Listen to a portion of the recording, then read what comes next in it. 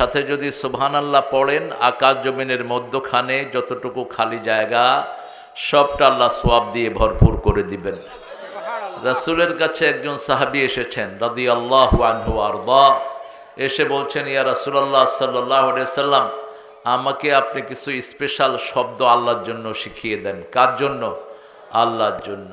রাসূল সাল্লাল্লাহু আলাইহি ওয়াসাল্লাম শিক্ষা দিলেন, বলো সুবহানাল্লাহ, বলেন আলহামদুলিল্লাহ, আল্লাহু আকবার, লা ইলাহা ইল্লাল্লাহ। এই চারটা শব্দ সবচেয়ে বেশি পছন্দ করেন কে? আল্লাহ। ওই সাহাবী চলে যেতে লাগলেন। গেটের ওখানে গিয়ে মনে হলো এগুলো তো সব আল্লাহর জন্য, আমার জন্য কি? মা বি, আমার জন্য কি? আবার ঘুরে আসলেন, এসে বললেন, ইয়া রাসূলুল্লাহ সাল্লাল্লাহু আলাইহি সাল্লাম, আমার জন্য তো কিছু হলো না।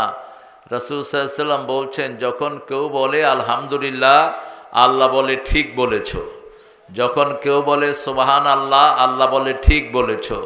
যখন কেউ বলে আল্লাহু আকবার, আল্লাহ বলে ঠিক বলেছ। যখন কেউ বলে লা ইলাহা ইল্লাল্লাহ, আল্লাহ বলে ঠিক বলেছ। এরপরে যা চাইবেন সব কবুল করে নেবেন কে?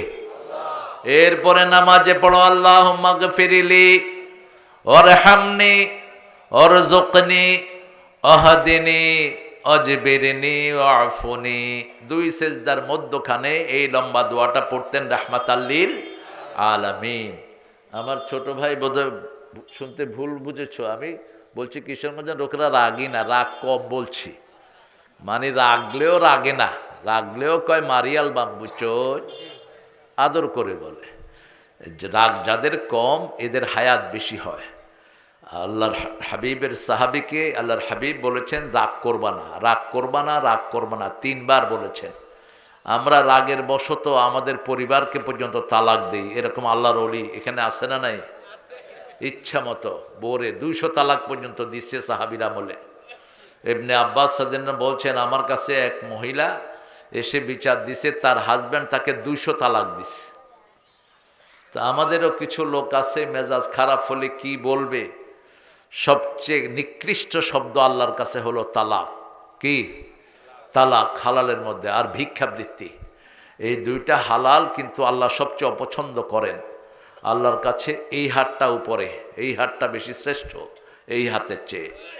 ইয়াদুল উলিয়া খায়রুম মিন ইয়াদিস সুফলা।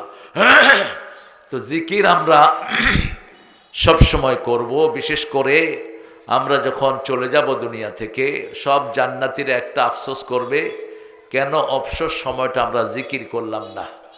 রাসূল সাল্লাল্লাহু আলাইহি ওয়াসাল্লাম জিকির করতেন সব সময়। রাসূলের কাছে সাহাবায়ে কেরাম আসলেন, বলছে, ইয়া রাসূলুল্লাহ, দুনিয়াতে আমরা কি সম্পদ চাইব? রাসূল খুব রাগ করলেন, দুনিয়ার সম্পদ চাওয়ার জন্য তোমরা এসেছো আমার কাছে। ওমর ফারুক গেলেন রাসূলের কাছে, গিয়ে বললেন, ইয়া রাসূলুল্লাহ, এরা আসলে দুনিয়ার কোনো সম্পদ চায়নি, এরা আপনাকে বোঝাতে চেয়েছে যে আমরা আল্লাহর কাছে কি সম্পদ চাইব। রাসূল সাল্লাল্লাহু আলাইহি ওয়াসাল্লাম বললেন, 3টা সম্পদ চাইবা। কয়টা? 3টা সম্পদ চাইবা। প্রথম চাইবা লিসানান যাকিরা, একটা জিহ্বা যেটা সব সময় জিকির করে। কার? মায়েরা কাজে আছেন কিন্তু জিহ্বা চালু রাখবেন। আপনার শরীর অসুস্থ হলেও জিকির করতে কোনো অসুবিধা নাই। সুবহানাল্লাহ, আলহামদুলিল্লাহ, আল্লাহু আকবার, লা ইলাহা লা হাওলা ওয়ালা কুওয়াতা ইল্লা বিল্লাহ, এটা সম্পদের জিকির। এটা হলো কানজুন মিন কুনুজিল জান্নাহ। এই জিকিরটা করলে এটা জান্নাতের খনির একটা। আবার রাসূল সাল্লাল্লাহু আলাইহি ওয়াসাল্লাম বলেছেন, জান্নাতের একটা দরজাও হলো এই লা হাওলা ওয়ালা কুওয়াতা ইল্লা বিল্লাহ। যত কঠিন জিনিস সব আপনাকে সহজ করে দিবেন কে? একজন সাহাবী তার ছেলেকে যুদ্ধে পাঠালেন। ছোট্ট ছেলে, অর্থাৎ বালেগ হয়েছে কেবল, দেখতে দেখতে সুন্দর। তো সবাই আসছে, কিন্তু ওই বাচ্চাটা ফিরে নেই। ওই বাচ্চাকে এক কাফের ধরে নিয়ে কাফেরের ওঁট, তারপরে ছাগল, দুম্বা এগুলোর সাথে বেঁধে রেখেছে।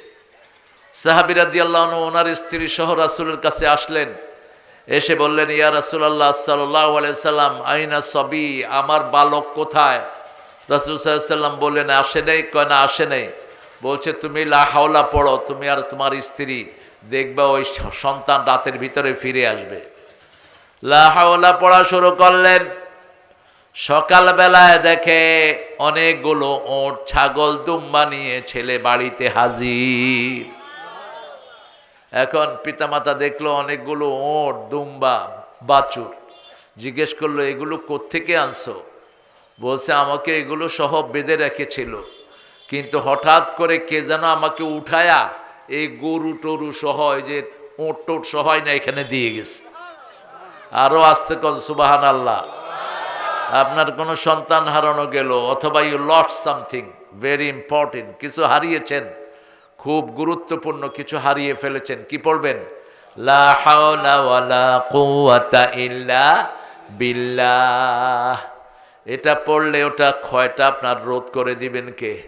আবার রাসূল সাল্লাল্লাহু আলাইহি ওয়াসাল্লাম বলছেন যে দৈনিক এটা 100 বার পড়বে, 100টা বিপদ তার দূর হবে। সবচেয়ে ছোট বিপদ হলো দুশ্চিন্তা। দুশ্চিন্তা থেকে মানুষ স্ট্রোক করে। স্ট্রোক হয় কিসের থেকে?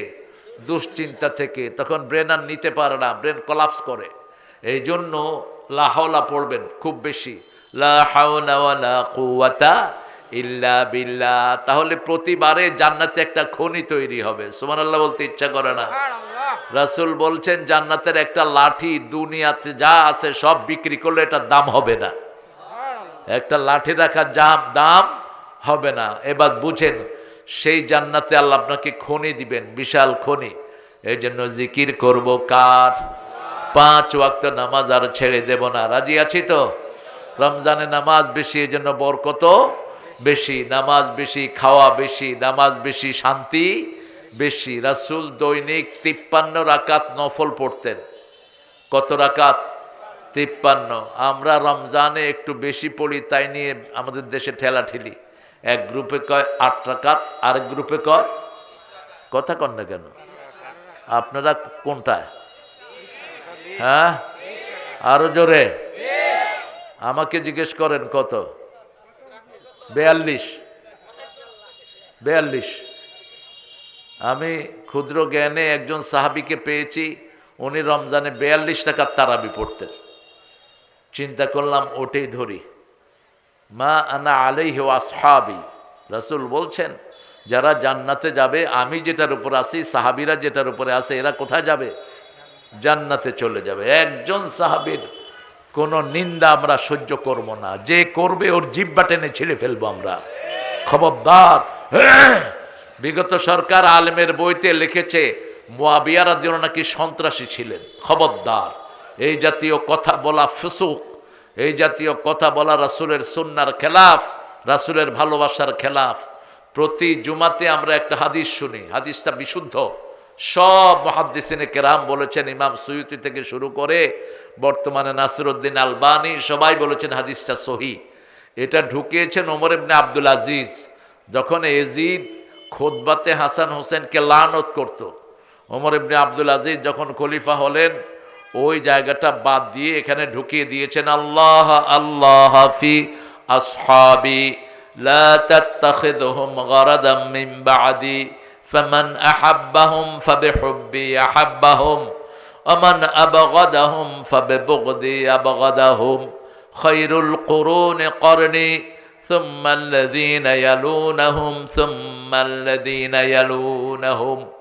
রাসূল বললেন আল্লাহর কসম করে, আল্লাহ আল্লাহ ফি আসহাবি, আমার সাহাবীদের ব্যাপারে শুনো, তাদেরকে তোমরা নিন্দার পাত্র, বৎসনার পাত্র, বিভিন্ন রকমের কুৎসা রটনার পাত্র বানায়ও না। যদি তাদেরকে ভালোবাসো, আমি রাসূলের ভালোবাসা তোমাদের সাথে থাকবে। আর যদি তাদেরকে ঘৃণা করো, আমার ঘৃণা তোমাদের সাথে থাকবে। জেনে রেখো সর্বশ্রেষ্ঠ যুগ আমার যুগ। সুবহানাল্লাহ। সর্বশ্রেষ্ঠ যুগ কার যুগ?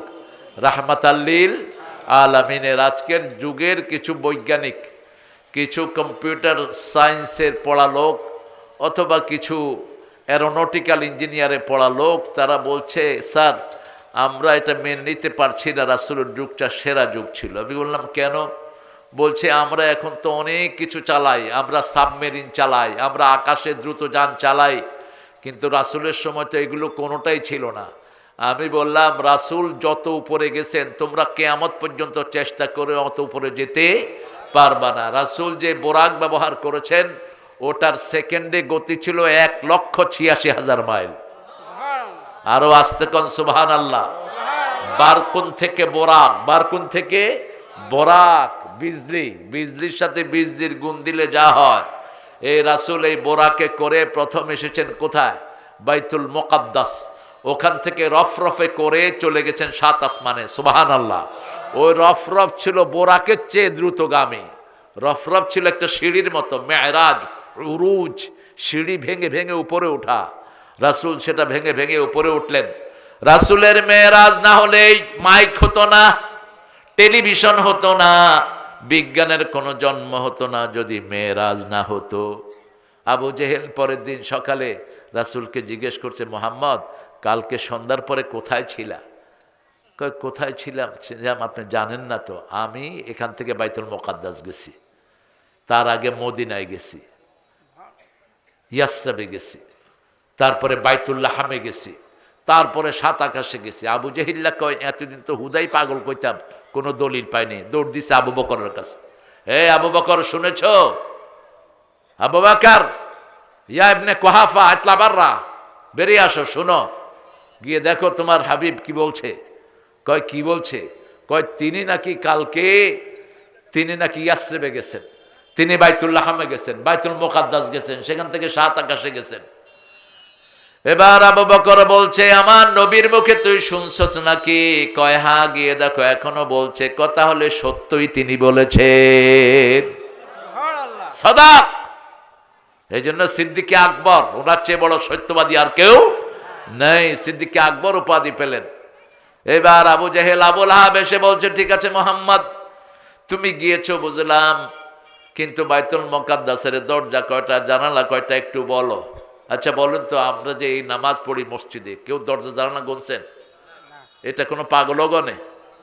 কোনো বাড়িতে গেলে যদি দরজা জানালা গনি, মানছে কি কইব? যেটা মাথায় বলতো কোনো গন্ডগোল। কিন্তু রাসূলকে আটকানোর জন্য ওরা বলছে, হাউ মেনি ডোর আর windows in the Baitul Muqaddas, disclose ইট, আমাদেরকে বলেন।